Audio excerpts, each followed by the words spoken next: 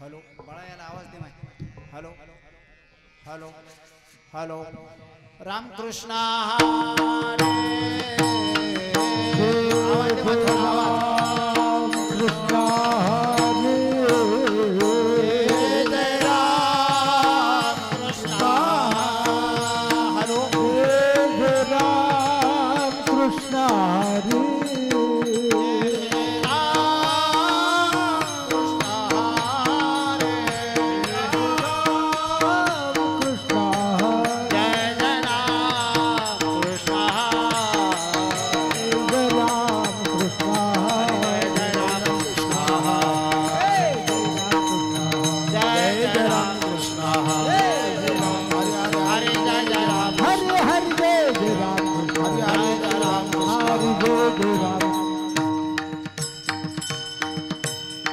रूप पाहता लोचने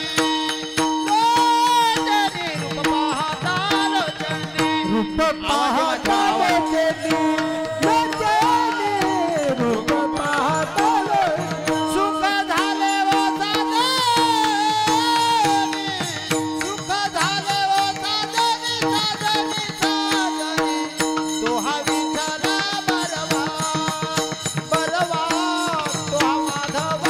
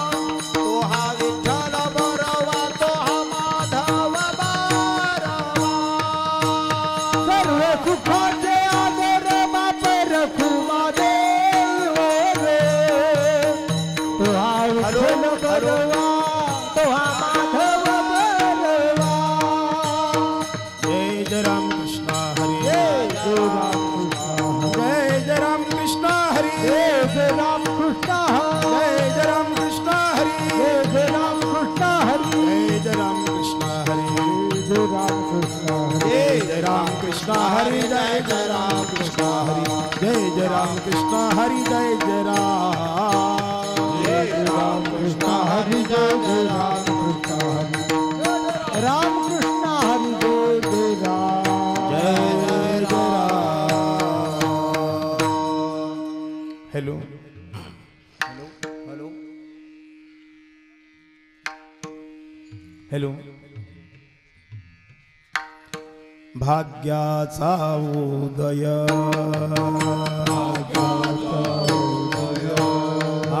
भाग्याचा उदय भाग्याचा उदय तेह जोडी संत पाय तेह जोडी संत पाय तेह जोडी संत पाय तेह जोडी संत पाय तेह जोडी संत पाय भाग्याचा उदय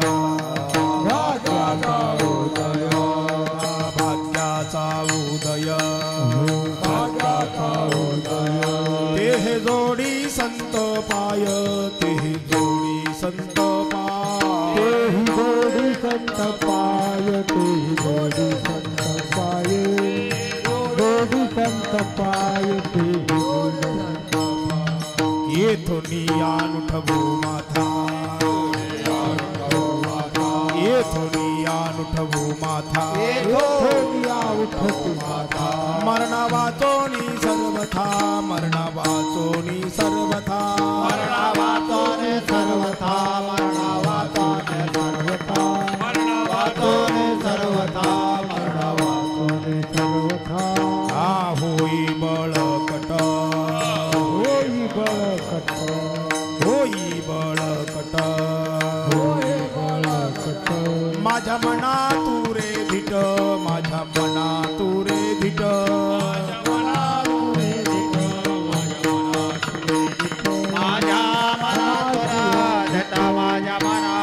तुका आला लोटांगणी आला लोटांगणी तुका आला लोटांगणी आला लोटांगणी भक्ती भाग्या झाली धनी भक्ती भाग्या झाली धनी भक्ती भाग्या झाली धनी भक्ती भाग्या झाली धनी भक्ती भाग्या झाली धनी भक्ती भाग्या झाली येथोनी अनुठवू माथा येथोनी अनुठवू माथा येथोनी अनुठवू माथा येथोनी अनुठवू माथा मरणा वाचोनी सर्वथा मरणा वाचोनी सर्वथा मरणा वाचोनी सर्वथा मरणा वाचोनी सर्वथा वाचोनी सर्वथा मरणा वाचोनी सर्वथा खोबार खोमाय खोबार खोमाय खोबार खोमाय खोबार खोमाय खोबार खोमाय खोबार खोमाय खोबार खोमाय खोबार खोमाय खोबार खोमाय खोबार खोमाय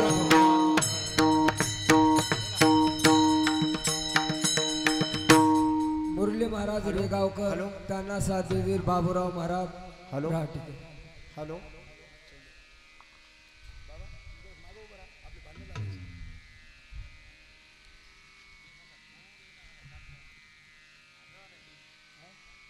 हॅलो हॅलो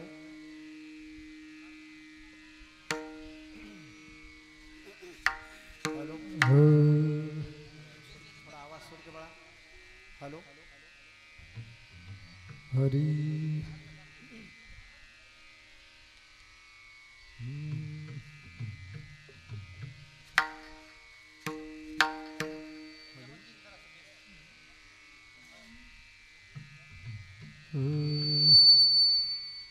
भाग्याचा उदय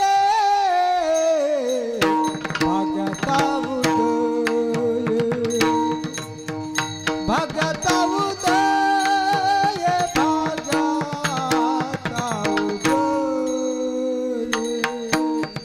भाग्याचा उदय भाग्याचा उदय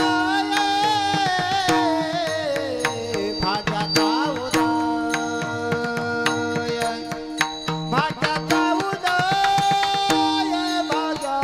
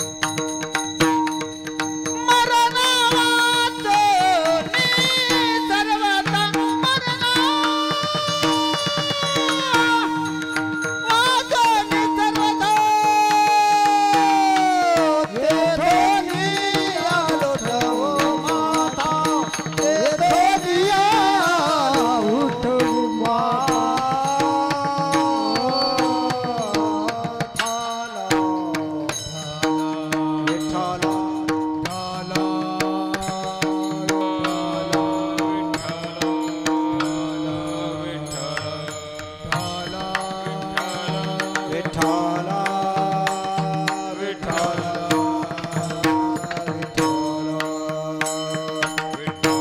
घ्या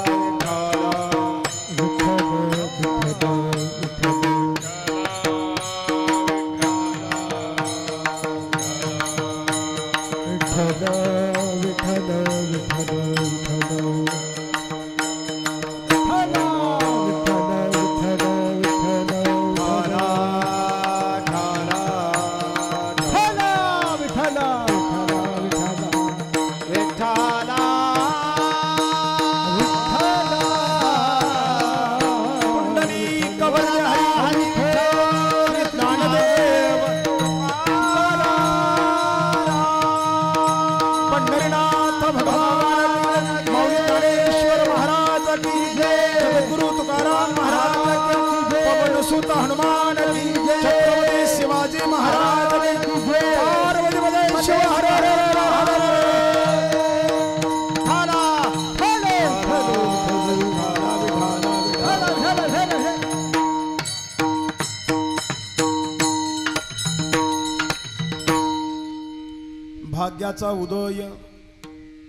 भाग्याचा उदय तेहे जोडी संतपाय येथोनिया नुठवू माथा मरणा वाचोनी सर्वथा होई बळकट माझ्या मना तुरे धीट येथोनिया नुठवू माथा मरणा वाचोनी सर्वथा तुकाला लोटांगणी भक्ती भाग्या झाली धनी येथोनिया नुठवू माथा मरणा वाचोनी सर्वथा विठ्ठला विठ्ठला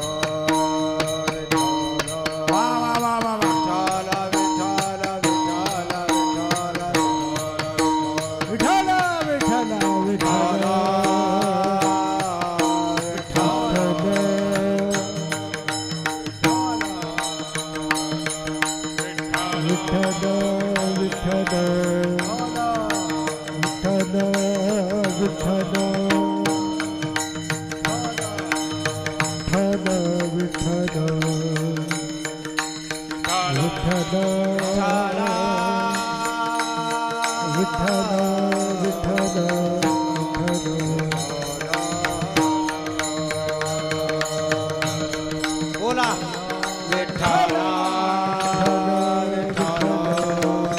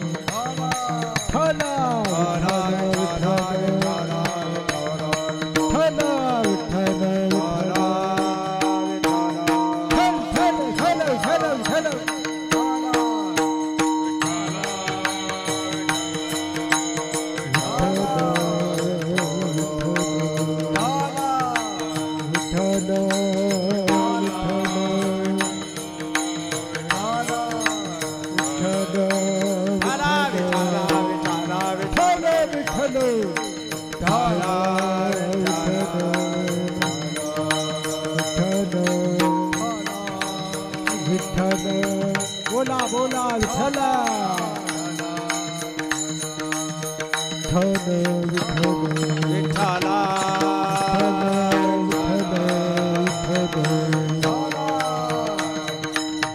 कुंडली कमरला हरी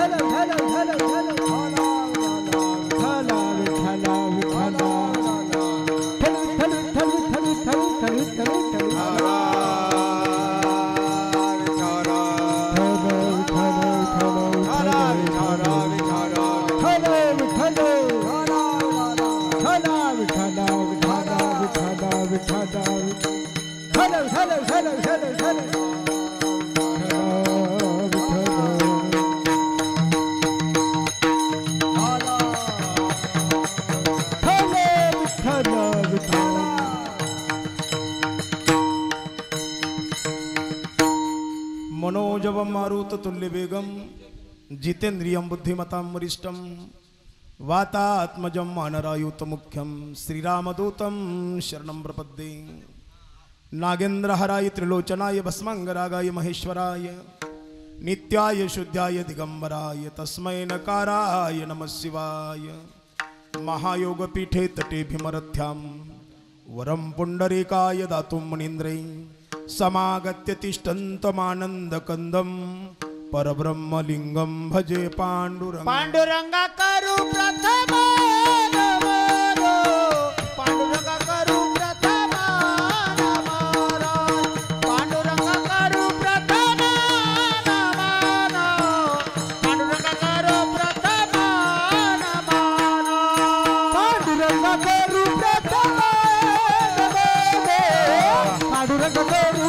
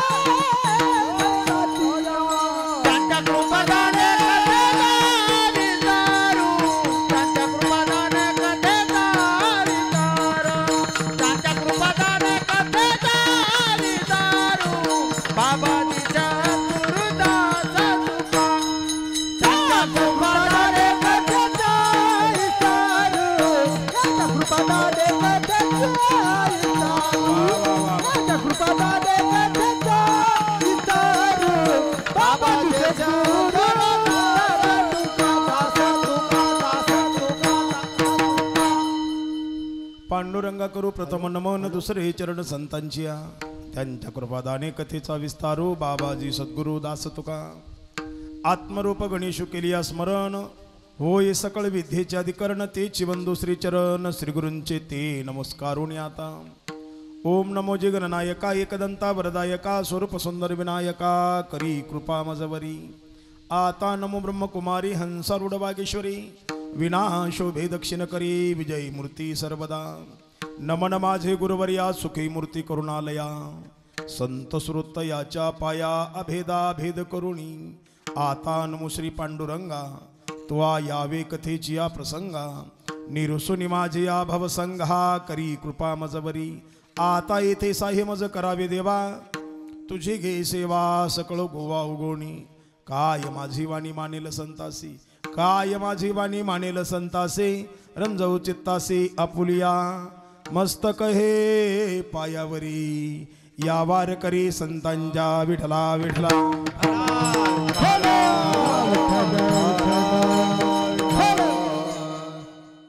सोळंके आपला आवाज बसल्याच्या हिशोबाने लावा।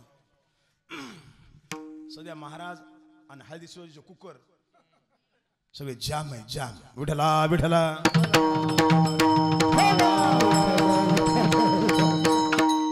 भाग्याचा उदय ते हे जोडी संत पाय येथोनिया उठवू माथा मरणा वाचोनी सर्वथा। प्रस्तुत प्राप्त स्थळी पावन पुण्यक्षेत्र पांगरी नगरीमध्ये सालाबादाप्रमाणे चालू असलेला अखंड हरणम सप्ताह आणि त्या अखंड हरणम सप्ताहातील 3ऱ्या क्रमांकाची सेवा तुम्हा सर्व संत श्रुते मायबापाच्या वतीनं माझ्याकडे आलेली आहे आणि त्या सेवेसाठी जगद्गुरु तुकोबारायाचा संतांचं वर्णन करणारा संत प्रकरणातला अभंग विठला विठला थाटामाटामध्ये भव्य दिव्य स्वरूपामध्ये सुंदर अशा मंडप सेवेमध्ये उत्कृष्ट अशा साऊंड सिस्टीममध्ये कीर्तनाचा प्राण जर काय असेल तर ते म्हणजे साऊंड सिस्टीम आहे. अगदी नंबर 1. वाजव टाळ्या सगळ्यांनी एकदा. कीर्तनाचा प्राण जर काय असेल तर ते महाराज साऊंड सिस्टीम आहे. कीर्तनाचा प्राण जर काय असेल तर ही गुणजन मंडळी आहे. यांच्याबद्दल बोलायचं झालं तर एकाहून बळी रे मृदंग महामेरू मृदंगाचार्य परमस्त हे परमित्र आदरणीय वैभवजी महाराज मार्कंडकर आज या कीर्तन सेवेमध्ये मृदंगाच्या सेवेसाठी त्याचबरोबर माझ्या गुरुतुल्य असणारे बाबुरावजी महाराज राहटीकर मुरलीधरजी महाराज रेगावकर आणि तुमच्याच परिसराचा वैभव उद्धव महाराज विष्णुपुरीकर बाकी सगळी टाळकरी मंडळी चिरपुरीत असलेली सर्वांच्या चरणी नतमस्तक होऊन सेवेला सुरुवात. विठला विठला आणि या ज्ञान मंडपामध्ये ग्रंथराज ज्ञानेश्वर पारायण सोहळा तथा श्रीमद भागवत महापुराण सोहळा ज्यांच्या मुखारविंदातून तुम्ही कथा श्रवण करत आहात ओम सतीताई महाराज यांच्या मुखातून तुम्ही कथा ऐकत आहात. विठला विठला कार्यक्रम जरी सगळ्या गावचा असला तरी सगळं गाव काय आमंत्रण द्यायला जात कोणाला कोणाला पुढं व्हावं लागतं. मग ठाकूर साहेब असतील पाटील असतील या सर्वांचं प्रेमाचं आमंत्रण आणि तुमच्या सेवेचा योग आलेला आहे. अभंग जगद्गुरु तुकोबारायचा आहे 4 चरणाचा आहे आणि संतांचं वर्णन करणार आहे. असं ठिकाणी वर्णन केलंय का जिथं कुठं भगवान परमात्म्याचा नामाचा घोष आहे जिथं कुठं कीर्तन आहे जिथं कुठं भजन आहे जिथं कुठं महाराज देवाचं नामचिंतन चालू आहे त्या परिसराला एखाद्या बागेचं स्वरूप आहे ते बागेचं. आता हे पांगरी नावाचं गाव काय झालेलं आहे सुंदर अशी बाग झालेली बाग. बागेमध्ये काय असतात बागेत फुलं असतात बागेमध्ये. आता हे खाली बसलेले आहेत ना सगळे गुलाबाचे फुलं आहेत. गुलाबाचं फुल कसं असतंय तुम्ही तोंड चांगले करा कारण गुलाबाचं फुल टवटवीत असते आणि गुलाबाचं फुल खाली बसलेले श्रोते आहेत ना सगळे गुलाबाचे फुलं आहेत आणि गुलाबाचं फुल फुलांचा कोण आहे राजा आहे. मग तुम्ही खाली बसलेले कोण आहेत राजे आहेत म्हणून तुम्ही खाली बसलेले आणि आम्ही उभे. बरंच झालं कीर्तनाच्या मांड्या घातल्या राजानं सोयरिकीच्या मांड्या घातल्या नाही. कीर्तनाची मांडी वेगळी सोयरिकीची मांडी वेगळी. सोयरिकीची मांडी कशी आहे मांडी मांडी आणि पायाचा अंगठा नुसता हलवीत बसायचं त्याचं नाव सोयरिकीची मांडी. विठला विठला म्हणून हे गुलाबाचे फुलं आहेत. हे माझ्या मागे उभे आहेत ना हे सगळे हे मोगऱ्याचे फुलं आहेत. मला सांगा मोगऱ्याचं फुल मोठं का गुलाबाचं गुलाबाचं फुल मोठं पण सुगंध कोणाला आहे मग काय जाळायचं गुलाबाला नुसता मोठेपणा गुलाब आहे पण सुगंध कोणाला आहे मोगऱ्याच्या फुलाला. आता इकडे बघा तुम्ही गुलाबाचे फुलं आहेत हे मोगऱ्याचे फुलं आहेत आणि उभं येते बरोबर आहे ठाकूर साहेब म्हणे धोत्र्याचं आहे खरंच नाही धोत्र्याचंच फुल आहे का या गुलाबाच्या संगतीमध्ये आणि या मोगऱ्याच्या संगतीमध्ये 2 तास याचाही सुगंध यावा एवढीच देवाकडे प्रार्थना आहे. विठला विठला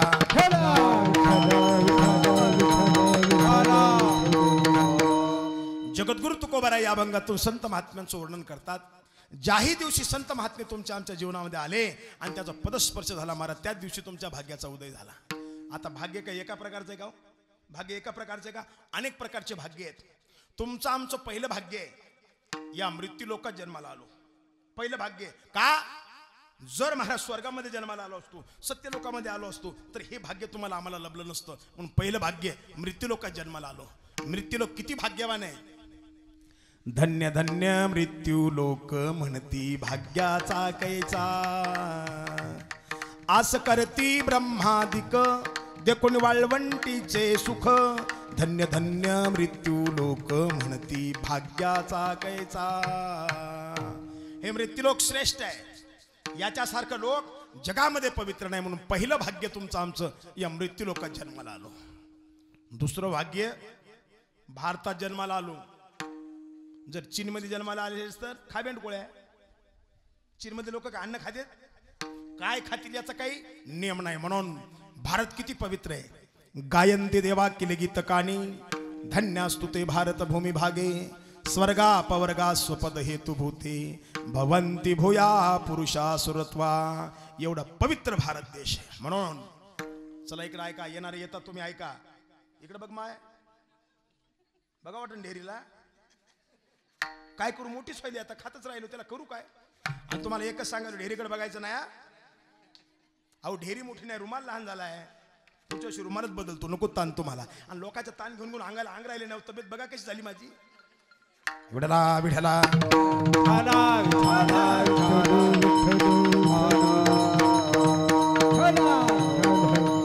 पहिलं भाग्य मृत्यू लोकांमध्ये जन्माला आला, दुसरं भाग्य भारतामध्ये जन्माला आला, तिसरं भाग्य माणूस म्हणून जन्माला आला. खंती ते न करा होणे गाढव कुत्रा. जर माणूस कुत्रा झाला असता आणि पंगत चालू असते सप्त्याची, आणि कुत्र जर पंक्तीजवळ आला असतं तर पंक्तीवाला मालक म्हणला असता का या या या 2 घास म्हणेल का. मग काय करेल, अवघे करती हाड हाड, दगड घेतील आणि कुत्र्याच्या मागे लागतील. मग पहिलं भाग्य मृत्यू लोकात जन्माला आले, दुसरं भाग्य माणूस म्हणून जन्माला आले, आणि तिसरं भाग्य आयुष्य मिळाले. माणूस म्हणून जरी जन्माला आला असता आणि आयुष्य मिळालं नसतं, कोरोनातच गेले असते तर. म्हणून या मंडपात बसलेले खरे भाग्यवान आहेत. विठला विठला. जरी मृत्यू लोकात जन्माला आला असता, जरी भारतात जन्माला आला असता, जरी माणूस म्हणून जन्माला आला असता आणि आयुष्यच मिळालं नसतं तर. एक गाव आहे आणि त्या गावात एक पती पत्नीचं जोडप आहे. 10 वर्ष लग्नाला झाले, पुत्र संतती काही झाली नाही. कर्म धर्म संयोग असं म्हणतात. संसार गरीबाचा असू द्या नाही तर श्रीमंताचा असू द्या, संततीशिवाय समाधान नाही. या देवाकडं त्या देवाकडं, याला नवस त्याला नवस, या दवाखान्यात त्या दवाखान्यात. नांदेड म्हणू नका, संभाजीनगर म्हणू नका, हैदराबाद म्हणू नका, मुंबई म्हणू नका. आता मुंबईला काय लहान दवाखाने आहेत. मुंबईला जर दवाखान्यात गेले तुम्ही आणि जर वर पाहिलं तर टोपी खाली पडते. ज्याच्या डोक्यावर टोपी हे त्याला नाही, त्याची कशी पडेल. मग लहान लहान दवाखाने नाही, मग मोठ्या दवाखान्याला काय म्हणतात. अहो मी जास्त शिकलेलं नाही, पेन लावली म्हणून काय झालं, काय म्हणतात, हॉस्पिटल असं म्हणतात ना. अहो माझं इंग्लिश चांगलं नाही तेवढं. काय त्याचं नाव, फिटली का नाही, त्याचं नावच आहे हॉस्पिटल. चप्पल फाटल पण दवाखाना नाही मिटल. विठला विठला. आणि काय परमात्म्याची कृपा झाली, मला 10 वर्षाला मुलगा झाला. 10 वर्षाला मुलगा झाला. काय बाळ जन्माला आलं, एकाच प्रमाणात सांगायचं झालं तर नाक डोळं छान रंग गोरा. अहो का प्रमाण आहे का, गाणंही नाही. साक्षात कृष्ण परमात्म्यासारखं जन्माला आले. ऐका ना, कुरुळे केस, गुबगुबीत गाल, टपोरे डोळे, लालबुंद ओठ. कुरुळ्या केसाचं बाळ असते ना, फार विलक्षण दिसते बरं का. कृष्ण परमात्मा सुद्धा कुरुळ्या केसाचा आहे. कुरुळ्या केसाचे माणसं बघा विशेष सुंदर दिसतात, विशेष सुंदर. पण ज्याला कुरुळे केस आहेत ना, त्याचा त्रास त्यालाच माहित. जर भांग पडायला गेले ना, कंगव्याचे दात मोडतात, एवढे कडक केस असतात. विठला विठला. गुबगुबीत मार कृष्ण परमात्म्यासारखं बाळ जन्माला आले. आप तो सुख्य सगळ्या पाहुणे मंडळाला बातमी कळाली. आता ऐका, 10 वर्षापासून आपल्या भावाला मुलगा नाही आणि 10 वर्षाला मुलगा झाला हे त्या माणसाच्या बहिणीला कळालं. बहिणीला एवढा आनंद झाला, एवढा आनंद झाला, लगेच नांदेडला गेली आणि भावाचा मुलगा बघायला निघाली. आणि जाता जाता सोनाराच्या दुकानात गेली.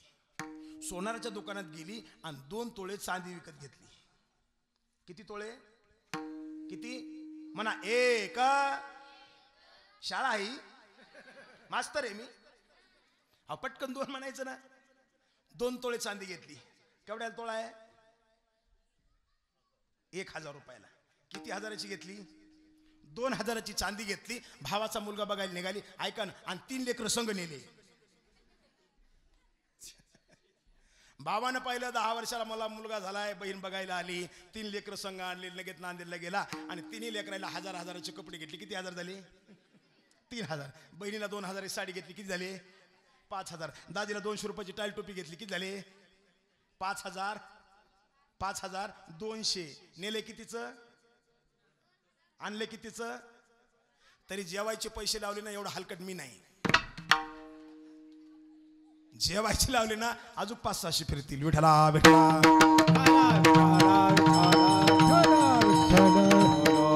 10 वर्षाला बाळ झालं. बहिणीला आनंद झाला. बहीण पळतच गेली महाराज आणि भावाच्या मुलाचं मुख बघितलं आणि त्याला घेतलं, पाळण्यामध्ये टाकलं. आता ऐका, झोका दिला. जाताना झोका तिकडं बाळाचे डोळे उघडे होते. जाताना झोका तिकडं बाळाचे डोळे उघडे होते आणि जसा का झोका तिकडून इकडं आला, बाळानं डोळे झाकले, पुन्हा उघडलेच नाही. पुन्हा उघडलेच नाही. मृत्यू लोकात जन्माला आला, भारतात जन्माला आला, माणूस म्हणून जन्माला आला, मात्र आयुष्य मिळालं नाही. सगळे भाग्य मातीत गेले. पण मिळालेलं आयुष्य परमात्म्याच्या कामी लागणं, लोक उपकाराच्या कामी लागणं, परोपकाराच्या कामी लागणं हे महत् भाग्य आहे. विठला विठला. याचा बेस कमी करा, ट्रबल द्या थोडं.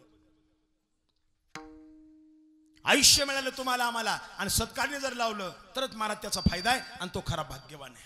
पण आता सध्याची नवीन पिढी आहे ना, हे यंग जनरेशन आहे ना, यांचा नशिबावर विश्वास नाही, भजनावर विश्वास नाही, देवावर विश्वास नाही, कीर्तनावर विश्वास नाही, प्रारब्धावर विश्वास नाही, लकवर विश्वास नाही. यांचं एकच म्हणणं आहे, प्रयत्ने वाळूचे कनरगडिता. आजूक गळालंच नाही बरं का ते. आता वाळूतून कुठं तेल निघतंय का हो?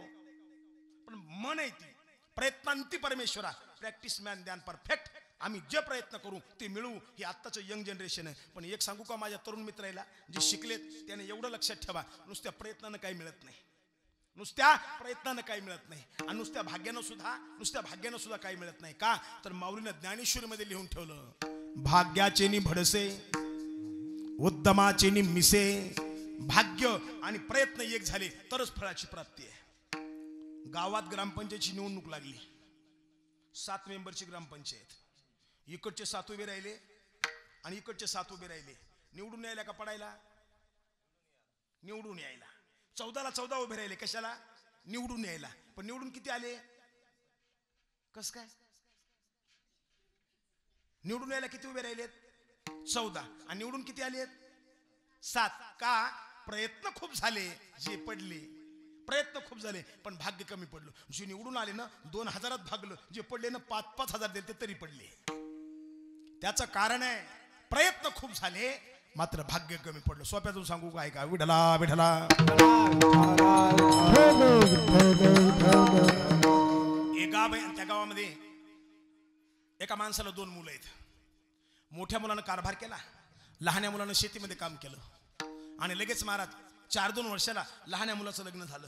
महिना 2 महिने निघून गेले आणि 2 महिने झाल्याबरोबर दोघाचं काही जमन गेलं. मग काय झाले? वेगळं निघाले. दुसरं करून करून काय करणार आहेत? बॉर्डर थोडे जाणार आहेत. 2 महिन्यामध्ये दोघं भाऊ वेगळे निघाले. बापाची 4 एकर जमीन 2 एकर लहान्याला दिली, 2 एकर मोठ्याला दिली. लहान्याने शेतामध्ये कष्ट केलेले, कोरडवाहू जमीन. लहान्याने विचार केला याच्यामध्ये पोट भरणार नाही, लेकराचं शिक्षण होणार नाही. मग 4-2 हजार 10-20 हजार उसनवारी केली आणि नांदेडला गेलो. नांदेडला गेल्याबरोबर बोरिंगवाल्याला भेटला. बोरिंगवाल्याला घेऊनच आला. कोण्या गावात नेऊ? दुसऱ्या कशाला नेऊ? पांगरीतच आलं. आणि आल्याबरोबर 2 एकरच्या तुकड्यामध्ये त्यानं बोर पाडायला सुरुवात केली. आता ऐका, 10 फूट 20, 40, 60, 70च फूट बोर गेला. एवढं पाणी लागलं ते कटर खाली जात नाही. त्या बोरिंगच्या ऑपरेटरनं सांगितलं आता बोर खाली होणार नाही. का तर तुमचा बोर पाटावर आहे. पाट म्हणजे असा बसायचा नाही, मांडी घालून. ते पाण्याचं असतं खाली, पाटावर आहे. आता बोर होणं खाली शक्य नाही. मग लगेच त्यानं बोरिंग काढून घेतली, लगेच त्याचे पैसे चुकते केले. तो निघून गेला आणि मोटर टेस्ट केली. 2.5 इंची प्रेशर पाणी. वाऱ्यासारखी बातमी सगळ्या गावाला कळाली. त्याच्या मोठ्या भावाला कळालं. त्याला बरं वाटलं असेल का मळमळ झाला असेल? कसं झालं असेल? हा, जातो आता मी, तुम्हाला माहितीच आहे सगळं. कारण काय? आपण त्याच्यातलेच आहेत. मोठ्या भावाला मळमळ झालं. त्याच्याकडे पैसा सुद्धा नव्हता. त्याने व्याजाने घेतली. किती रुपये टाकाय तुमच्याकडे? 2 म्हणल्या नंबर 1 व्यवहार. 5 म्हणलं ना मातीत घालणारा आणि 10 म्हणलं की समुद्रात. त्याने 2 रुपये टक्क्याने पैसे घेतले. ते नांदेडला गेला, ते बोरिंगवर बसला, त्याने बोरिंग आणली. आता मला एक सांगा, मोठ्यानं लहान्याच्या जवळ बोर पाडला असेल का लांब? माहिती आहे तुम्हाला, कारण आपला डीएनए ते आहे. मग काय केलं ना माहिती आहे का? त्याचा बोर धुऱ्याच्या पलीकडून. आता धुरा तर माहिती आहे ना? धुराय माहित नाही. आपण काढतो ते त्याचंच नाव धूर आहे. पलीकडून लहाण्याचा बोर यानं बोरिंग आणली, अलीकडून फक्त 2.5 फुटाचं मध्ये अंतर, आणि त्या बोरिंग वाल्याला काय म्हणते माहितीये का, त्याचं सगळं पाणी तिच्या बापान ठेवले का पाणी खाली, काय म्हणते त्याचं सगळं पाणी. बोरिंग वाला साहेब विचारच करू नका, त्याचं सगळं पाणी आपण आणू. सुरू झाला बोर. 10 फूट 20 फूट 50 100 200 700 फूट 700 फूट काय बघता, पाण्याचा थेंब तर निघाव, सगळा धुरडा. दुसरा तिसरा चौथा 700 फुटाचे 7.5 बोर घेतले. आला तुम्हाला ताण. कीर्तनात लईच ताण येते लोकायला. 750 कसे ऐका, 700 700चे 7 आणि 350चा 1 झाले हो. हे कीर्तनातलं गणित आहे. 7.5 बोर घेतले, पाण्याचा थेंब सुद्धा लागला नाही. मग काय केलं त्यानं ऐका ना, मला बस झाला, आता पैसा नाही, बस झालं, पाणी काही लागत नाही. विठला विठला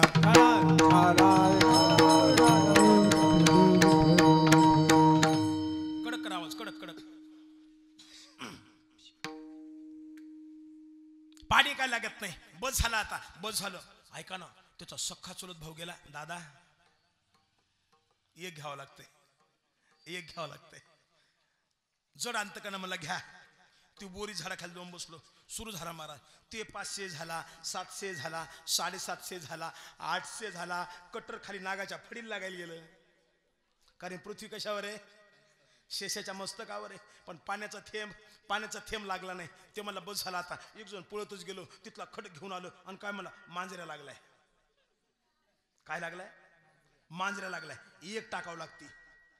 ते मला टाका टाका, टाकली एक, पुन्हा धुरडाच.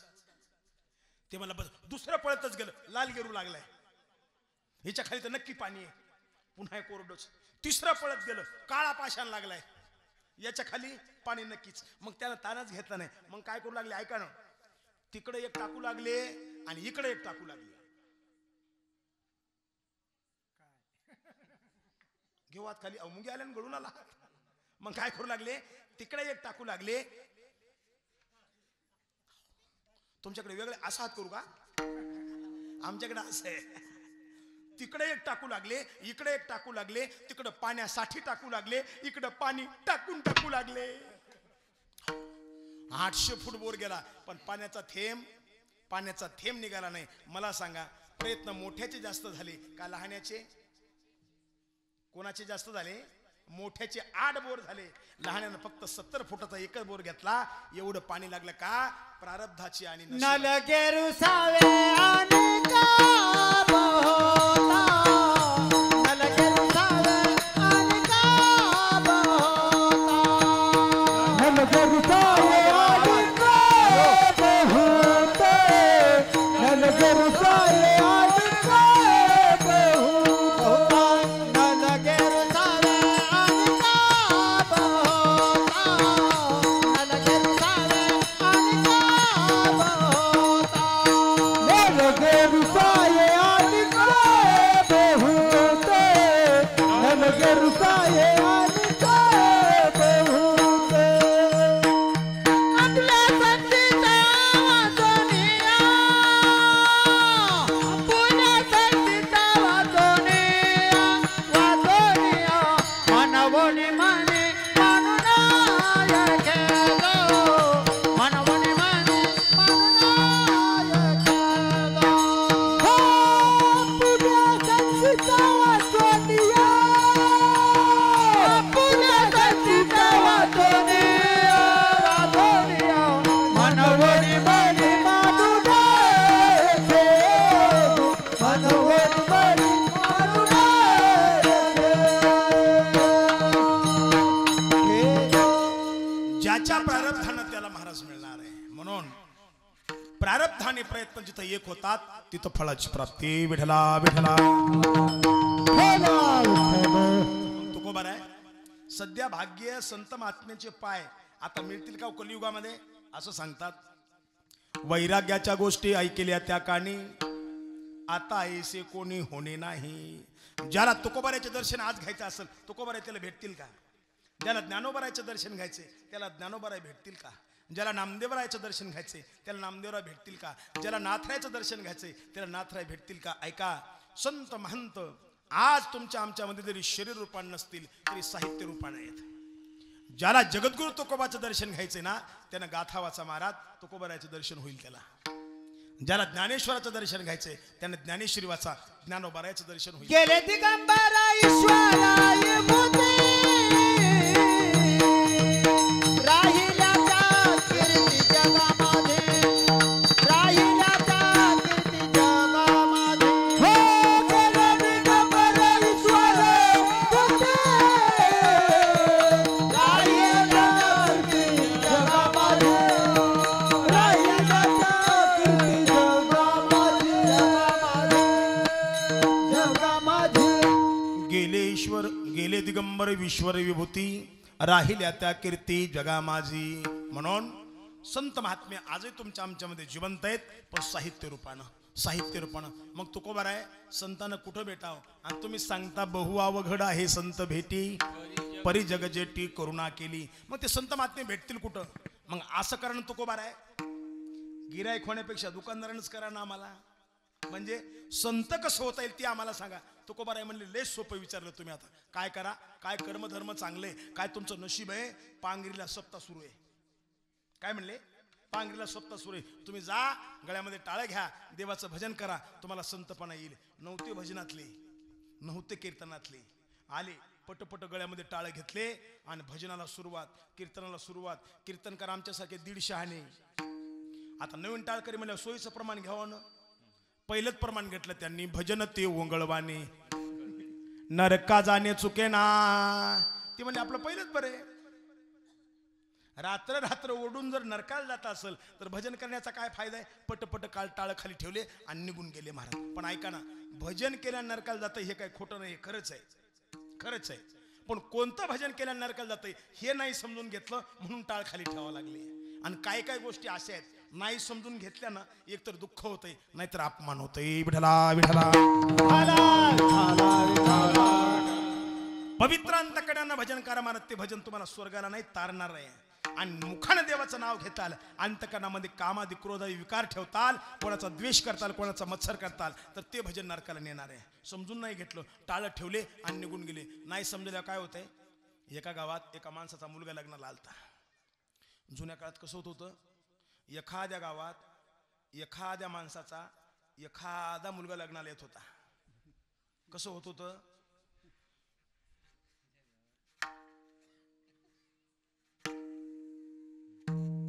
एखाद्या गावात एखाद्या माणसाचा एखादा मुलगा लग्नाला येत होता. कोण्या काळात सांगू? 12 वाजेपर्यंत हेच तुम्हाला. आता लय गाव आमच्या गावात 200 आहेत. 200 सगळ्यात मोठा 41 40 प्लस. हो 40 प्लस लय अवघड आहे. मग जुना काळ महाराज नवरदेवासाठी एवढा चांगला आहे. एका नवरदेवानं 50 मुली बघितल्या. एवढा नवरदेवासाठी काळ चांगला आहे. आता आमचं एक महाराज आहे त्यानं सुद्धा 50 मुली बघितल्या. आणि मला भेटल्याबरोबर मला एवढा राग आला ना.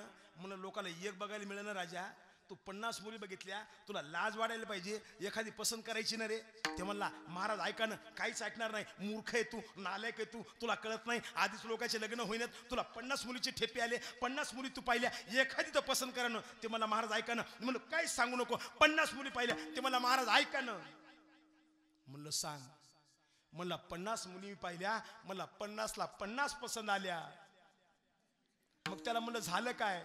50 जणीतून मला एकी नाही पसंत केलं नाही.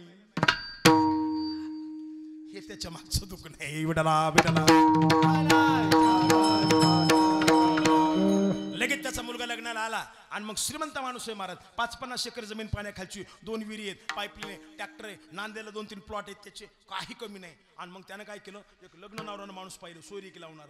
त्याला काय म्हणतात? तुमच्याकडे काय म्हणतात? दलाल.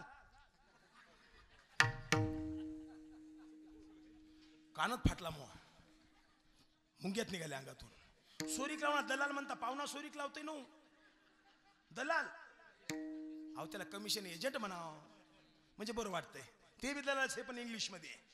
हा त्याला काय म्हणतात ऐका ना. जर बाजार जवळ असला जनावराचा तर दलाल म्हणतात. काय काय लोक मध्यस्थी म्हणतात, काय काय लेख तिसरा माणूस म्हणतात. आमच्या गावात त्याला म्हणतात शादीराम घरजोडे, आणि त्याचं ओरिजिनल नाव तेच आहे. शादी म्हणजे काय, आणि दोन्ही घर जोडते का नाही ते, म्हणून त्याचं नाव शादीराम घरजोडे.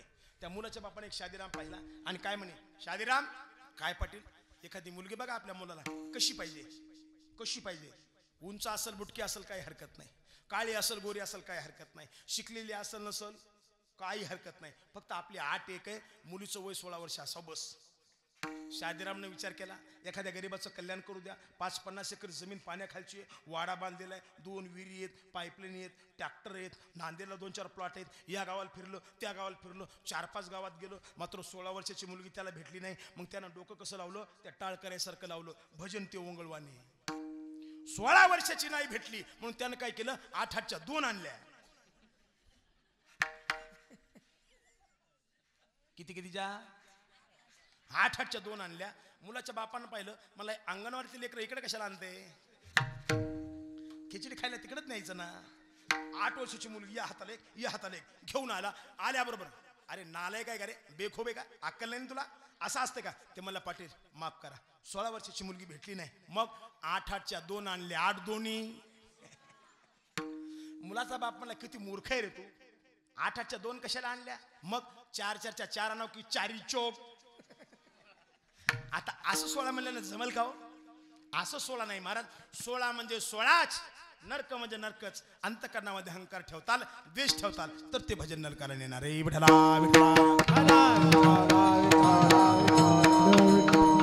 मग तुकोबाराय त्या संत महात्म्याच्या दर्शना भाग्याचा उदय होतोय, म्हणजे नेमकं होतंय काय, तुकोबाराय बोलले अभंगाचं पहिलं चरण.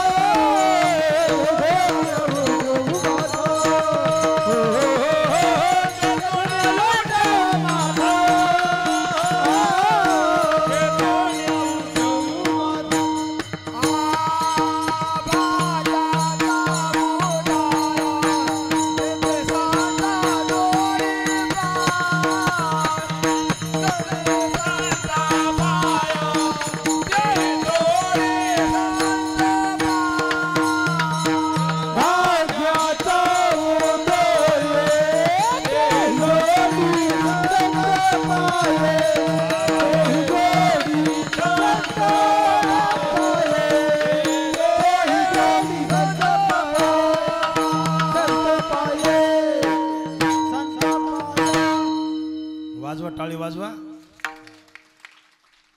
हळून हळून कानटाळ्या बसतात. अहो जोरात वाजवायची जरा टाळी. अवकाळी पायस काय कामाचा नाही. वेळ आली ना योग्य वेळेला वाजवा. विठला विठला. भाग्याचा उदय ते हे जोडी संत पाय. तुकोबाराय म्हणतात त्या संत महात्म्यांच्या पायामध्ये एवढी शक्ती आहे. तुमचा भाग्य उदय होऊ शकतो. पण एक सांगा तुकोबाराय, नेमकं संत आणि देव यांचा संबंध काय? देव आणि यांचा संबंध काय? तर तुकोबाराय आधी करून सगळे संत म्हणतात देव आणि संतांचं नातं काय? तर नातं असं आहे का, ब्रह्म साम्राज्य दीपिका वर्णिली गीतेची टीका. विठोबाचा प्राण सखा ज्ञानोबा माझा. ते मज प्राणाही पुरवते आवडते निरुते. देव आणि संतांचं नातं काय? तर संत देवाचा प्राण आहेत. संत देवाचा कोण आहेत? प्राण आहेत. सगळ्यात जास्त माणसाला काय आवडतंय? काय आवडतंय माणसाला? स्वतःचा प्राण. माणसं दवाखान्यात जातात मरायला का वाचायला? ते माहित नाही तुम्हाला. आता का मेलच नाही कोणी तर काय माहित. कारण काय? माणसाला सगळ्यात जास्त प्रिय काय असेल तर ते स्वतःचा प्राण आणि संत देवाचा प्राण आहे. विठला विठला. म्हणून त्या संत महात्म्यांच्या प्राणामध्ये एवढी शक्ती आली तरी झालं तरी काय. प्रसंग असा आहे, माऊली ज्ञानेश्वराला समाधी घ्यायची. भगवान पांडुरंग परमात्म्याकडे गेले आणि भगवान पांडुरंगाला विनंती केली, देवा बस झाला आता, माझे आयुष्य मला संपवायचे आणि मला समाधी घ्यायची. भगवान पांडुरंग परमात्म्यानं ऐकलं ज्ञानोबारायचे शब्द. ज्ञानोबाराय एवढ्या लवकर या जगाचा निरोप. ज्ञानोबाराय उद्विग्न झालेले आहेत. बस आता जग सोडायचंय, समाधी घ्यायची. आणि तितक्यात भगवान पांडुरंगानं सांगितलं, ज्ञानोबा समाधी घ्या, मात्र माझं एक म्हणणं आहे का समाधी घेण्याच्या अगोदर या सगळ्या तीर्थाचं तुम्ही तीर्थाटन करा आणि एकटे बरोबर नाही तर माझ्या नामदेवाला बरोबर न्या. नामदेवरायला पाचारण केलं. नामदेवराय म्हणले, देवा ज्ञानोबाराय बरोबर मी जाईल, पण कोण्या देवाच्या पाया पडणार? एकनिष्ठ भक्त आहेत नामदेवराय. काय म्हणतात? कटेवारी कर नाही या देवाचे. कटेवारी कर नाही या देवाचे. नेगे मी तयाचे दर्शन. नेगे मी तयाचे दर्शन. कटेवारी कर नाही या देवाचे. कटेवारी कर नाही या देवाचे.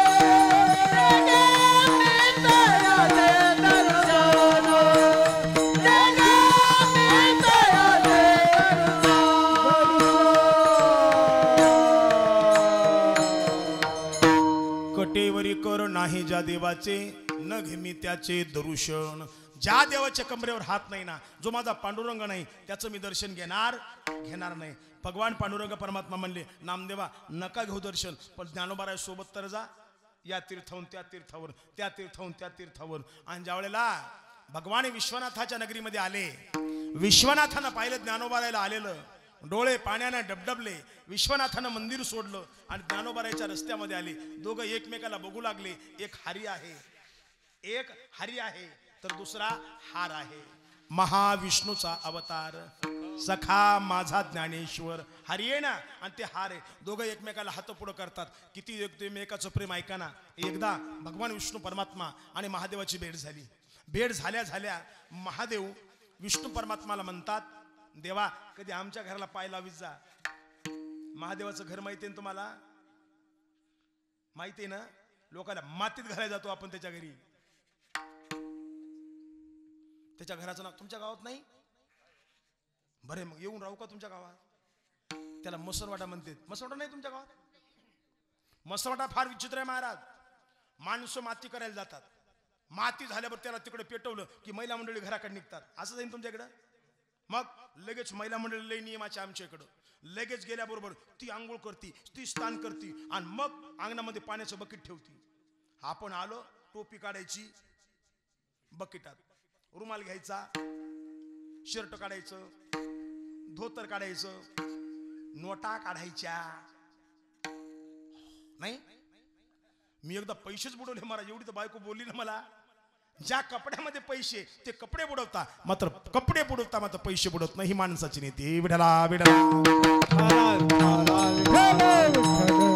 भगवान शंकराचं घर म्हणजे स्मशान आहे, आणि स्मशानामध्ये कोणी विनाकारण जात. भगवान विष्णू परमात्मा म्हणले, महादेवा तुमचं जेवढं माझ्यावर प्रेम आहे ना, त्याच्यापेक्षा 10 पटीनं माझं तुमच्यावर प्रेम आहे. पण काय करू, या मृत्यूलोकामध्ये आलो, या पृथ्वीवर मी आलो, इथं जमिनीवर पाय ठेवला की इथल्या कणाकणामध्ये मला तुम्हीच दिसता. आणि ज्या वेळेला या धरणीवर पाय दिला, मला वाटतं मी महादेवाच्या मस्तकावर पाय दिलाय, मी तुमच्या डोक्यावर पाय दिलाय. मी काही भस्मासूर आहे का हो? भगवान शंकर भोळे आहेत ना. काय म्हणले, देवा तुम्हाला वाटते ना इथं आले की माझ्या मस्तकावर पाय ठेवलाय, मग तुम्ही काय करा, बिन पायाची होऊन या. लहान लेकरं आणि भोळे माणसं कधी काय म्हणतील याचा. एका म्हातारी मिली 90 वर्षाची, 1-2 महिने झाले, बैठकीमध्ये फोटो लावला, हार घातला. दुपारच्या वेळेला म्हातारं बसलं, फोटोकडे पाहिलं, जुन्या आठवणी आल्या आणि लगेच रडायला लागलं. 10 वर्षाचा नातू पळतच आला, आजोबाचे डोळे पुसले, मांडीवर बसला, म्हणला बाबा का रडताव? अरे बघ ना तुझी आजी मला सोडून गेली. बाबा रडू नका, आपण 9वी आजी आणू. काय म्हणे, त्याला कळते का बोलायचं काही? काय म्हणण्याचा काही नियम आहे का? भगवान शंकर काय म्हणले, तुम्ही बिनपायाचे होऊन या. मला सांगा, बिनपायाचं भूत असतंय का देव? भूताचे पाय उलटे असतात, कीर्तनाकडे येत नाही, हरिपाठाकडे येत नाही, कथेकडे येत नाही, पंक्तीकडेच जातात. पंगतही माहित नाही तुम्हाला. पंगत फार विचित्र आहे, पंगत फार विचित्र आहे. आमच्या गावात एक माणूस आहे, 5 वाजता जेवायला असू द्या, सकाळपासून जेवत नाही. सकाळपासून जेवलंच नाही ते. एवढी भूक लागली आणि 5 वाजता मंदिराकडे आलं तर वरणाला फोडणीच नाही. एवढं तर राग आला ना त्याला, कारण भूक लागली की माणसाला काय येते, राग येते. त्या आचार्याला स्वयंपाकाला शिवे दिल्या, बळच फोडणी द्यायला लावली, पण जेवायला बसायला कोणी नाही. कसे बसे 4 जण बळच आणले, बसवले, पण वाढायला कोणी नाही. इकडून तिकडून 2-4 लेकरं धरून आणली, वाढून घेतलं. आता इकडच्याला काय लागली, भूक. पलीकडच्याला इकडचं काय म्हणतंय, घ्यायचं का, करायचं का सुरू. हे इकडचं काय म्हणते माहिती का, श्लोक म्हणावं लागतंय. हे काय म्हणते, श्लोक म्हणावं लागतंय. आता याला काय लागली, हे म्हणला मनानं मग पटकन. हे इकडनं म्हणला आपल्याला येत नाही. आता याला काय लागली, भूक. याला एवढा राग आला ना, ते म्हणला कोण म्हणणार आहे, कोण म्हणणार आहे. म्हणला महाराज. म्हणला महाराज कुठे आहे. म्हणला गाईला पाणी पाजायला गेलाय. का, हे म्हणजे पंक्त आहे. विठ्ठला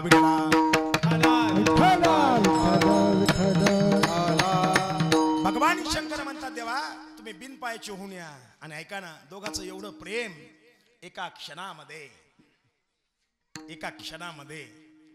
क्षणामध्ये भगवान विष्णू परमात्मा बिनपायाचे झाले आणि भगवान शंकराच्या गळ्यामध्ये पडले. तो म्हणजे अनंत नावाचा नाग. भगवान विष्णू परमात्मा आले. सापाला पाय आहेत का? सापाला पाय नाही महाराज. गोस्वामीने त्याचं सुंदर वर्णन केलं. काय म्हणलंय का, बिनु पग चल सुनई बिनु काना करविन करम करहु विधि नाना आनन रहित सकल रस भोगी बिन बानी बकता जड़ जोगी बिन बानी बकता जड़ जोगी राम सिया राम जय जय. टाळी टाळी वाजवा.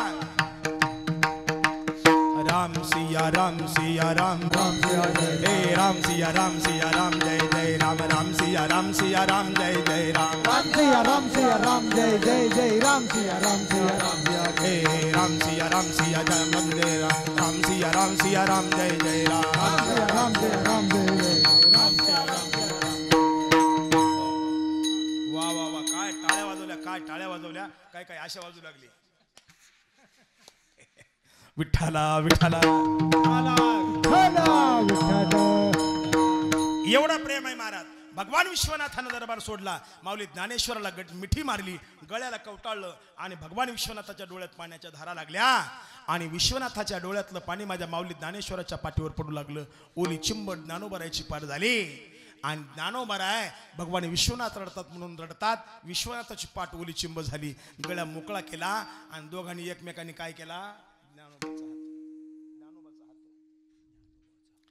ज्ञानोबाचा हात प्रेमे धरी विश्वनाथ. आईसे बोलत चालत दोघे आले गंग्यात. ज्ञानोबाचे पायी मिठी घाली गंगाबाई. गंगा अवतीर्ण झाली आणि गंगेनं माऊली ज्ञानेश्वराच्या पायाला मिठी मारली आणि गंगा काय म्हणू लागली. नामदेवानं पाहिलं आणि नामदेवराय म्हणले माय सोडा ना माझ्या ज्ञानोबाचे पाय. पापी लोकांचा उद्धार करायचा तुम्हाला, जा. पापी लोकांची लाईन तिकडे लागली. गंगा डोळ्यात अश्रू घेते आणि नामदेवरायाकडे पाहून काय म्हणते. नामदेवा त्यांचे निपावन तिन्ही लोक. अरे या संत महात्म्याच्या पायामुळे तर गंगेला सुद्धा पापी लोकांचा उद्धार करण्याचा अर्थ प्राप्त होत आहे. म्हणून तुकोबाराय म्हणतात ते हे जोडी संत पाय. ज्या दिवशी संत पाय तुमच्या जीवनात आले भाग्याचा उदय ते हे जोडी संत पाय. मग संत महात्म्यांना एवढा अधिकार प्राप्त झाला आणि भाग्य उदय कोणाचा झाला हो. त्यांच्या संगतीमध्ये जो जो गेला त्याचा त्याचा भाग्य उदय झाला. कोणाकोणाचा. त्यांच्या संगतीमध्ये जो जो गेला त्याच्या त्याच्या महाराज भाग्याचा उदय झाला. आणि भाग्य उदय म्हणजे काय, परमात्मा त्याला प्राप्त झाला. विठला विठला.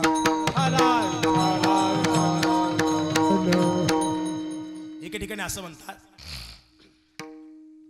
खुल जाएंगे तेरे भाग रे ए तेरी अच्छी बनेगी संतन के संग लागी रे ए तेरी अच्छी बनेगी. अच्छी बनेगी तेरी बिगड़ी बनेगी. अच्छी बनेगी तेरी बिगड़ी बनेगी. खुल जाएंगे तेरे भाग रे तेरी अच्छी बनेगी संतन के संग लागी रे तेरी अच्छी बनेगी. हो संत महात्म्याच्या संगतीत जा, भाग्य उदय होईल. कसा भाग्य उदय होईल तुकोबाराच्या जीवनातलाच महाराज दृष्टांत आहे का. विठला विठला.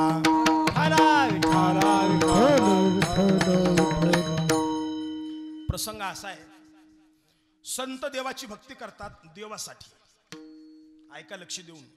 संत देवाची भक्ती करतात देवासाठी. देवा शपथ खरं सांगा आपण भक्ती करतो देवासाठी का स्वतःसाठी. मी सुद्धा त्याच्यामध्येच आहे, मी काय वेगळा नाही. आपण करतो ना स्वतःसाठी. कारण काय, प्रत्येकाला देवाकडून भक्ती करण्यामागे एकच महाराज इच्छा आहे का, वाढावे संतान.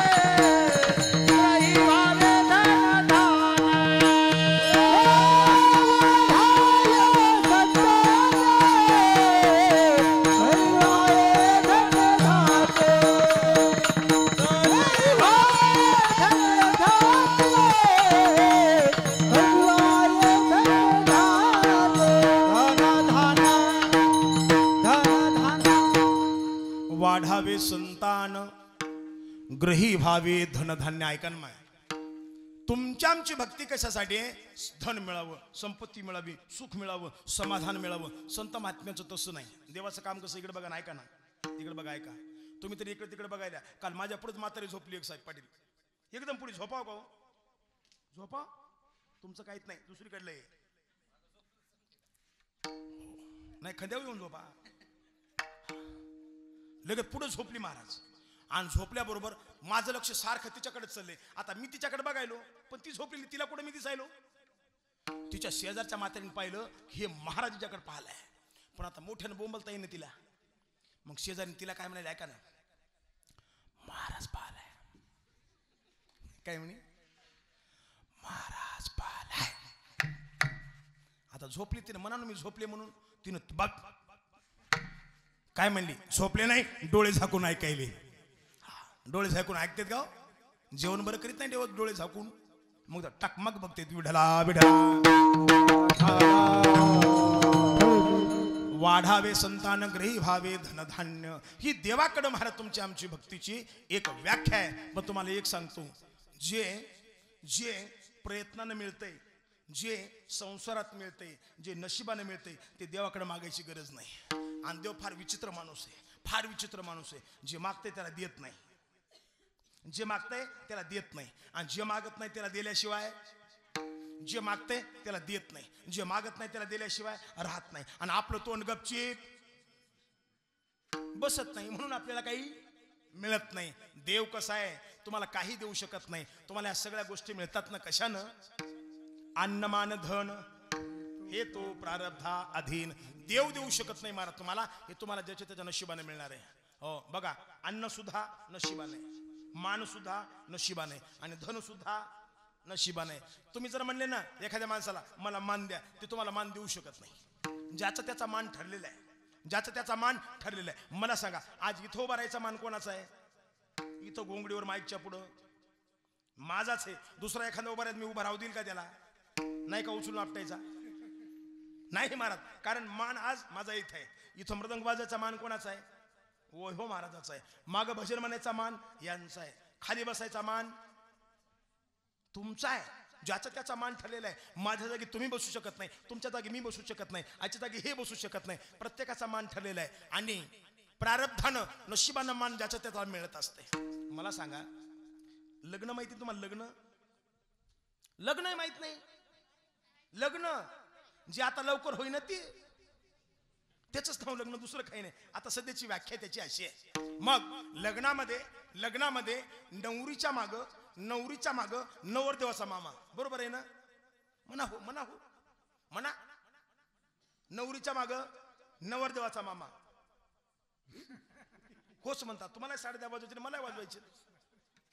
आता बघा, नवरीच्या माग नवरदेवाचा नाही, नवरीचाच, आणि नवरदेवाच्या माग नवरदेवाचाच. याच्या माग त्याचा जमत नाही, त्याच्या मागे याचा जमत नाही, कारण त्याला सुद्धा मागे उभा राहायचा काय मान आहे. काय काय मामा लग्न लावताना नालीतून काढावं लागतात, इसळावं लागतात बकिटात, आणि मग उभे करावं लागतात. म्हणजे सावधान, उभा राहता येत नाही, पायसो धरत नाही, मागून त्याला टेकन द्यावं लागते, सावधान मामा. पण मानेने त्याला नालीत का पडणं, मात्र मागे उभा राहायचा त्याला मान आहे. लगेच महाराज ती शेवंती झाली, नवरदेव परण्या निघाला की ते गाडव घोड्यावर बसते. नाही, चुकलं बरं, चुकलं, माफ करा, सॉरी. घोडं गाडव ते चुकलंच.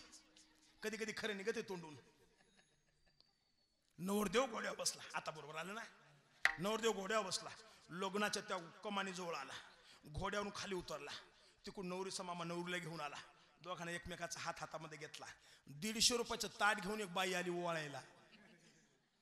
किती रुपयाचं? 150 रुपयाचं ताट. आणि तिला पुन्हा वाटायला मला 1,500चं लुगडं मिळावं. ती आई नवरीची कोण आहे? आत्या. हा, नवरीची आत्या आहे. 150 रुपयाचं ताट आणि 1,500चं लुगडं मिळत नाही, त्याने 40 रुपयाची साडी दिली. चल पळ. नाही मिळालं महाराज, पण ओवाळायचं तिला सुद्धा मान आहे. लगेच अक्षदा पडल्या, लग्न लागलं. नवरदेवाचे बुट लपून ठेवायचं एकीला मान आहे. ते कोणाला? नवरीच्या करवलीला. आता करवली तरी माहित आहे का नाही? करवली म्हणजे काय? जी नवरीपेक्षा जास्त मिरवली तिचं नाव करवली. चहापेक्षा कॅटली गरम. विठला म्हणून ज्याचा त्याचा मान ठरलेला आहे. आणि तुम्हाला एक सांगतो, प्रपंचामध्ये संसारामध्ये मानाची अपेक्षा करू नका. इथं प्रत्येक जण तुमचा अपमान करण्यासाठी जन्माला आलाय. प्रत्येक जण. लहान असताना लेकरू, वडील म्हणले तुला काही कळत नाही, गप बस. बसलो हो, देवा शपथ गप बसलं. बाहेर अंगणामध्ये खेळायला आलं, मित्र जमले, मित्र म्हणले तुला काही कळत नाही, बसलं गप. शाळेत गेला, शिक्षक म्हणले तुला काही कळत नाही, बसलं गप. मग त्याचं लग्न झालं. जाता का जेवायला? त्याचं काय झालं? मग लग्न झालं. त्याचं काय झालं? फारकत झाली. त्याचं काय झालं? लग्न झालं. आणि मग ती म्हणली तुम्हाला काही बसतं ना गप. मुलगा झाला. पप्पा तुम्हाला काही बसतं ना गप. मुलाला बायको आली, सून आली, ती म्हणे मामा तुम्हाला काही बसतं ना गप. नातू झाला, बाबा बसतं ना गप. काय पाहता मेलं ना म्हातारं? मातीला 4-5 हजार पाहुणे आले, पांढऱ्या कपडा वरून टाकला, म्हातारी आतून पळतच आली, दुःख झालं, रडू लागली, दोन्ही हात वर घेतले, छाती वापलेले आणि काय म्हणली, आमचे मेले मात्र त्याला काही कळालंच नाही. हा, इथं प्रत्येक जण तुमचा अपमान करायला आले. अपमान तुम्ही कपड्याच्या दुकानामध्ये बघा, कपड्याच्या दुकानात बघा, माणसाला प्रत्येकाला वाटते सगळ्यात मान जर आपल्याला कोण देणार असेल तर ती आपली बायको, पण सगळ्यात तुमचा अपमान करणारी कोण असेल तर ती ज्याची त्याची, फक्त तिने केलेला अपमान कळू देत नाही. तिचा अभ्यास एवढा आहे ना, तिचा अभ्यास केवढा आहे का, माणसाच्या बॉडीमध्ये, माणसाच्या शरीरामध्ये नसा किती आहेत, 1,30,000. किती नसा आहेत, 1,30,000. डॉक्टरला काही कळत नाही, डॉक्टरला काही कळत नाही. जर नसला काय झाले बघायचं असेल तर दवाखाना जवळ आहे ना, माहिती ठेवत जा. त्याला काय करावं लागतंय, MRI. पण बायकोला बरोबर माहिती आहे महाराज, कोणती नस दाबली की काय होतंय. डॉक्टरला एक्सरे पाहिल्याशिवाय कळत नाही, तिचा अभ्यास एवढा आहे. नवरा बायको दोघ जण कपड्याच्या दुकानात जाऊ द्या, गेल्या बरोबर दुकानदार नवऱ्याकडे बघत नाही, बाईकडे.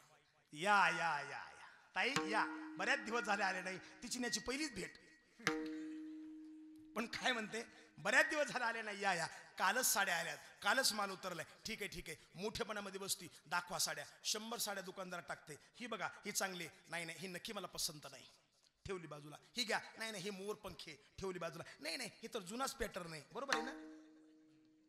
हा, त्यांचे उत्तर ते. शेवटची महाराज त्यानं काढली, म्हणलं ही घ्या, कालच आली, देवा शपथ आलेल्या किमतीत मी तुम्हाला द्यायलो. काय म्हणला दुकानदार, आलेल्या किमतीत मी तुम्हाला द्यायलो. दुकानदार पागल आहे का हो. पण काय काय वाक्य असे असतात, त्या वाक्यामध्ये दुसरे वाक्य दडलेले असतात. दुकानदार म्हणू लागला, आलेल्या किमतीत तुम्हाला मी द्यायलो, मग त्याच्यामध्ये एक वाक्य लपलेले, मी खोटं बोलायलो, मी तुम्हाला चुना लावायलो. वाक्य दडलेले. मुलगी बघायला जाऊ द्या, मुलीचा बाप, मुलीचे भाऊ, मुलीचा चुलता म्हणते आमची मुलगी म्हणजे गरीब गाय. काय म्हणते, आमची मुलगी म्हणजे गरीब गाय. त्याच्यामध्ये एक वाक्य दडलेलं असते, गरीब गाय जरी असली तिला 2 शिंग आहेत. काही काही वाक्य कसे असतात, दडलेले असतात. दुकानदार म्हणू लागला, ताई ही साडी घ्या, आलेल्या किमतीत मी तुम्हाला द्यायलो. बाईनं कशी बशी एक पसंत केली, बस 100 साड्या पाहिल्या आणि एक पसंत केली. दुकानदार म्हणला, तुम्ही घेतली साडी, मिस्टरांना काय देऊ, साहेबाला काय देऊ, हो कसे कपडे देऊ. हिने किती साड्या पाहिल्या, 100. घेतली किती, 1. नवऱ्याला काय म्हणते दुकानदार, साहेबाला कसे कपडे दाखवू. बाई एका शब्दात म्हणली, मळ खपावू. आपल्या भाषेमध्ये मळ सपादे. आता हे अपमान आहे का मान आहे, आता त्याला वाटत नाही, त्याला मी काय करू. संसारामध्ये मानाची अपेक्षा करू नका, इथं प्रत्येक जण तुमचा अपमान करणार आहे. विठला म्हणून तुकोबारे म्हणतात, ज्याही दिवशी हे संत महात्मे तुमच्या जीवनामध्ये आले, अभंगाचं दुसरं चरण.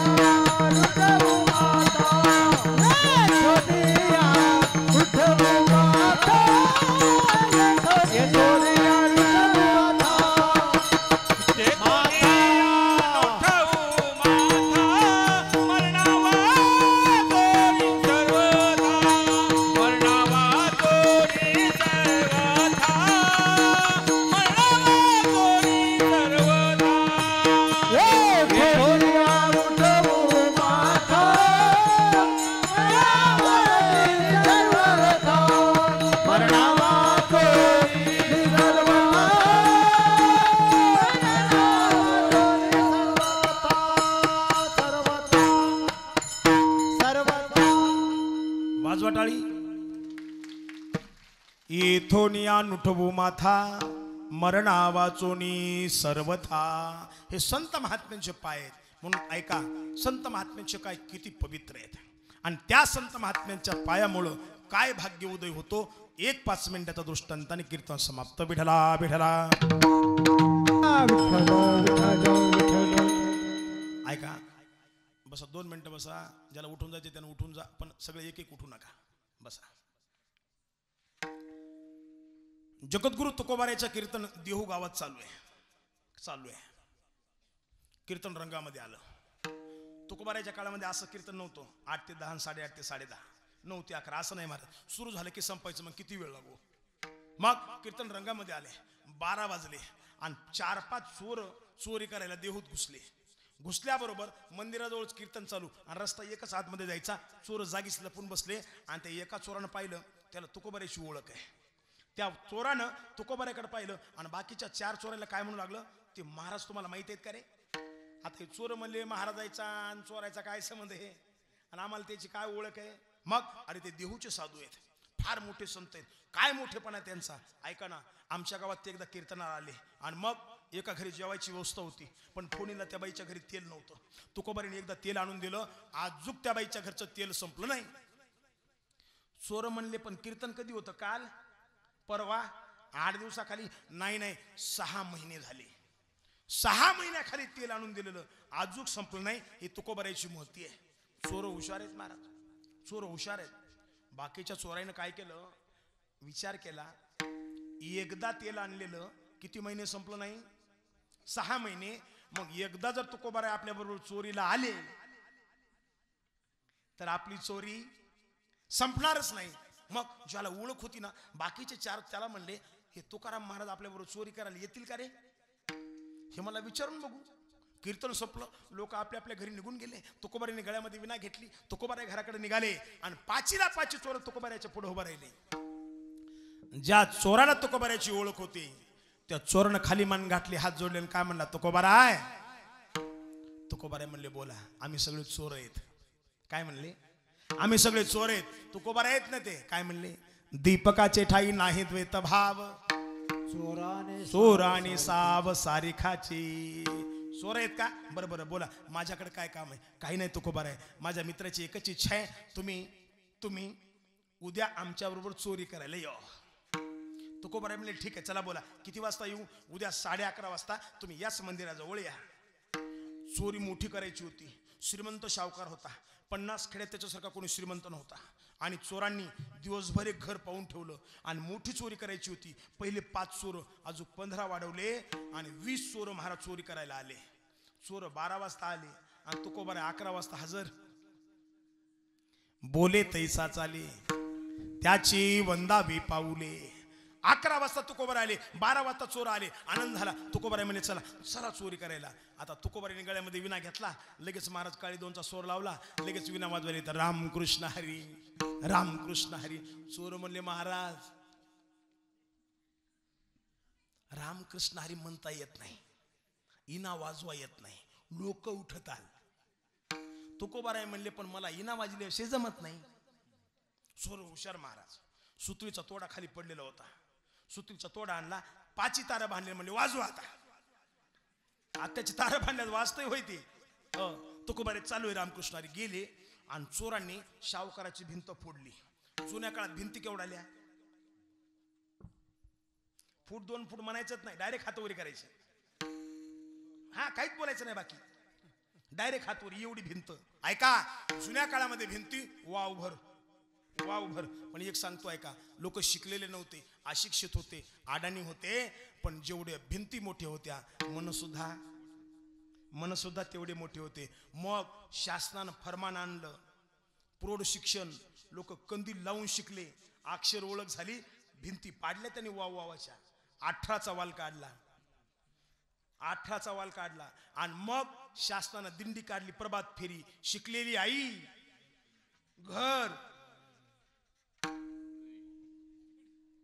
कोणीकडेही नाहीच राहिली गावात. महाराज मायबाप ठेवले गावात, सासू सासरे ठेवले गावात, बोंबलत शहरात आली. नेलं घरतीनं. आणि मग लोकांना अक्षर ओळख झाली, त्या भिंती पाडल्या 18च्या. मग 13चा वाल काढला. मग कम्प्युटर आलं, त्यानं 13चा बुगा पाळला, 9चा वाल काढला.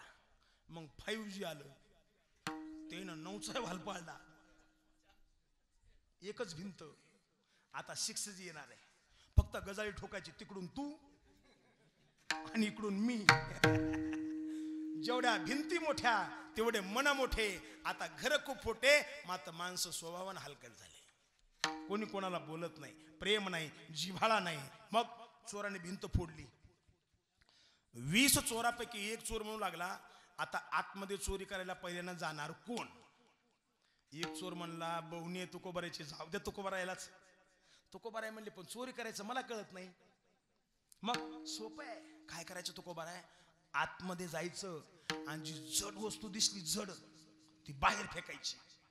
जड वस्तू दिसली बाहेर फेकायची. तुकोबाराय म्हणजे एवढी सोपी चोरी? हो. तुकोबाने घेतला विना आतमध्ये गेले आणि पहिल्यानं सुरू तुकोबारायच्या पायाला काय लागला? पाटा.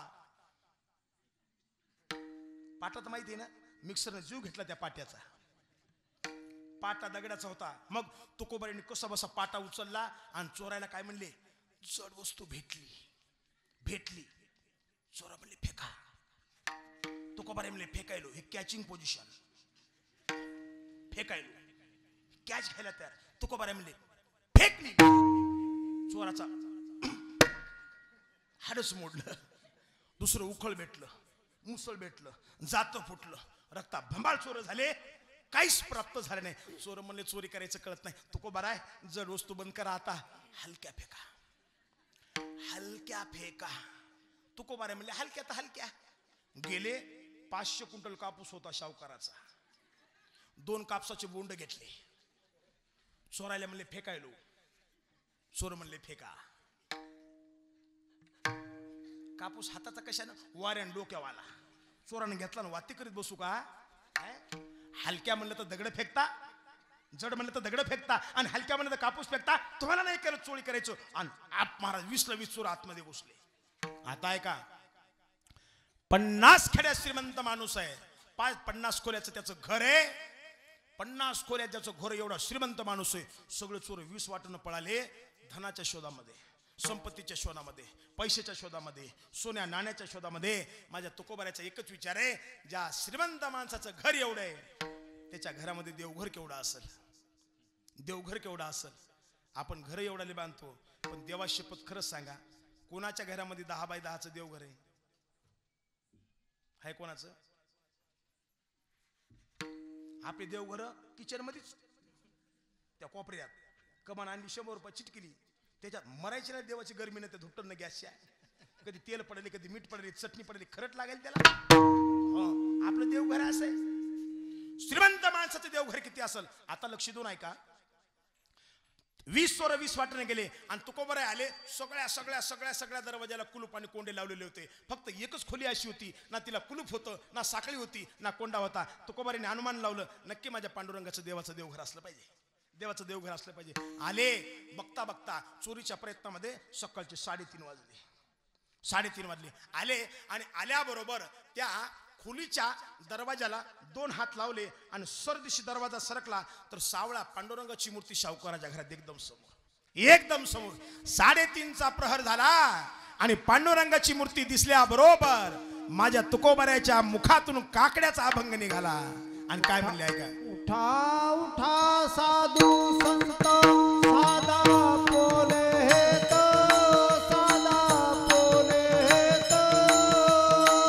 जाईल हा नरदेह मग कळता भगवंता, जाईल हा नरदेह मग कळता भगवंता. उठा साधू संत साधा पोले हेत, जाईल हा नरदेह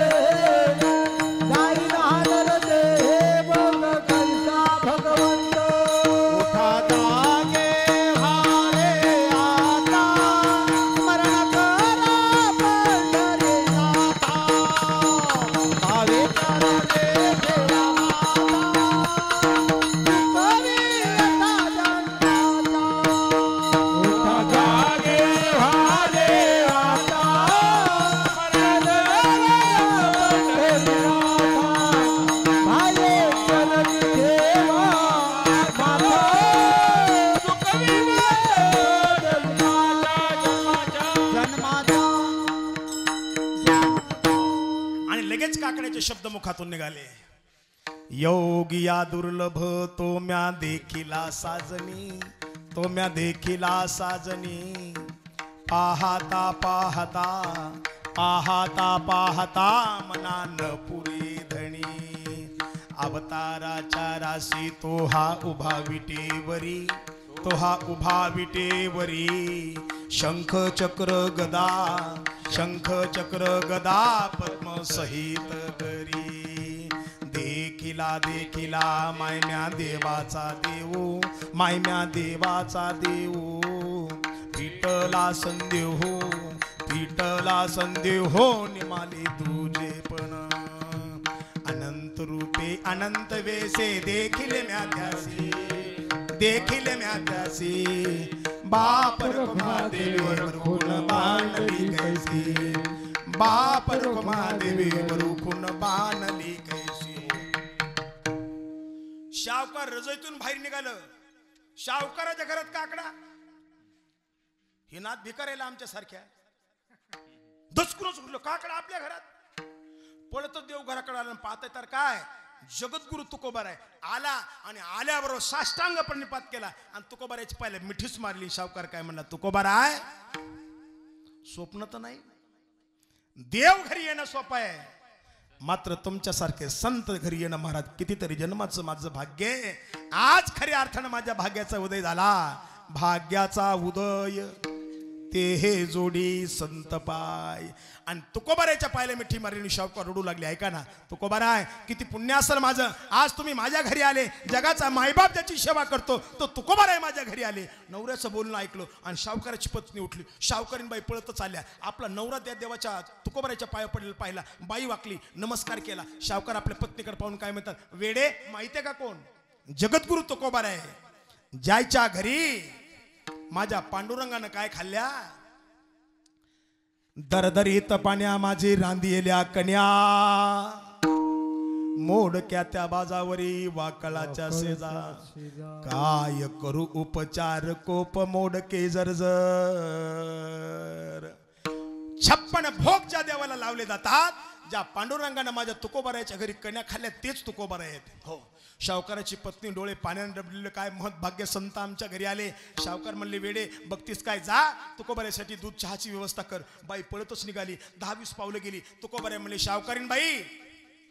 बाई जागेवर थांबली. तुकोबाऱ्याकडे पाहिलं. काय महाराज, 1 कप करू नका. बाई म्हणली, मग 20 कप आणखीन पाणी टाका. बाई म्हणली, महाराज तर एकच आहे. मग 20 कप कोणाला? महाराज 20 कप कोणाला? तुकोबाराय म्हणले, टाळकरी संघच आहेत. टाळकरी, टाळकरी कुठं होते? चोर ते. टाळकरी म्हणल्याबरोबर सगळे जण आले. अटेन्शन मध्ये तुकोबाराच्या मागे उभे राहिले. आता ऐका, ज्या शावकाराच्या घरी चोर चोरी करायला गेलते, 2 मिनिटाचं कीर्तन लक्ष देऊन ऐका. सगळं मर्म या 2 मिनिटामध्ये, सगळं मर्म या 2 मिनिटामध्ये. आणि चोर तुकोबाराच्या मागे येऊन उभे राहिले. सकाळचे 5 वाजले. शावकाराच्या घरी घोषाची पद्धत होती. घोषा, जुन्या काळात घोषा होता महाराज. त्या शावकाराच्या घरी 30 वर्ष झालं घर कामाला एक गडी होता. मात्र त्या गड्यानं शावकाराच्या पत्नीचा चेहरा पाहिला नव्हता. एवढी वागण्याची पद्धत होती. त्या शावकाराच्या पत्नीनं स्वतःच्या हातानं चोरायला अंघोळ घालण्यासाठी उत्न तयार केलं. चंदनाचे पाट टाकले 20. तुकोबाराला 1 पाट टाकला. आणि आंघोळीला पाणी अंगावर घ्यायला ते तांब्याचं असतंय बघा, काय म्हणते त्याला, अहो नवरदेव देतात ना, घंगाळ. संडाच्या टमऱ्यानं आंघोळ करणारे माणसं आपण. घंगाळ, त्याला घंगाळ म्हणत नाहीत, त्याला म्हणतात गंगा आलय. तांब्याचं, त्याच्यात गुलाबाच्या पाकळ्या टाकलेल्या, तांब्याचाच तांब्या. ऐका ना, ज्या वेळेला शावकाराची पत्नी उत्न घेऊ लागली आणि चोराच्या पाठीला लावू लागली, चोर आपले अंग चोरून घेऊ लागले. का? आपली ऐपत नाही, आपला अधिकार नाही, आपली संगत नाही. आणि ढसाढसा चोर रडू लागले. स्नान घातले, पंचपक्वानाचं भोजन झालं, प्रत्येकाला वस्त्रदान झालं. शावकारानं त्या काळामध्ये 1-1 नारळ आणि 100-100 रुपयाची नोट दिली. 20ला 20 चोर निघाले. 19 चोर घराच्या बाहेर गेले. आणि ज्या चोराला तुकोबाराची ओळख होती, त्याचा 1 पाय शावकाराच्या चौकटीच्या पलीकडे, तर 1 पाय चौकटीच्या आतमध्ये. संपायले खून असती ती आमची. संपिलो आता. ज्याच्या त्याला खुणा माहीत असतात, ज्याच्या त्याला खुणा माहीतच असतात. कीर्तनामध्ये नवरा बायको बसू द्या, त्याला चल म्हणायचं असलं ना, पुंडलिका कितीला कळालं, उठलं पाहिजे आपण आता. ज्याच्या त्याच्या खुणा असतात. मग ज्या चोराला तुकोबारीची ओळख होती, त्याचा एक पाय घराच्या बाहेर आहे तर एक पाय घराच्या आतमध्ये, एक पाय